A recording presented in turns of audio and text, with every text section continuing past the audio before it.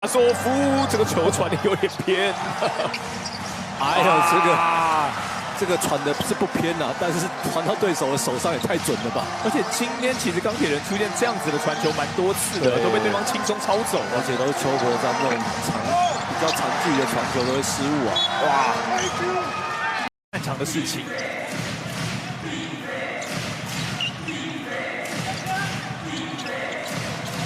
海乐，包夹在那边过来，外围空档的机会出手没有投进。陈耀伟这就切进来，给到克拉索夫，但没有犯规。胡里吕正如拿到球，当然是没有投进。进攻球，邱国章这个球又没有补进。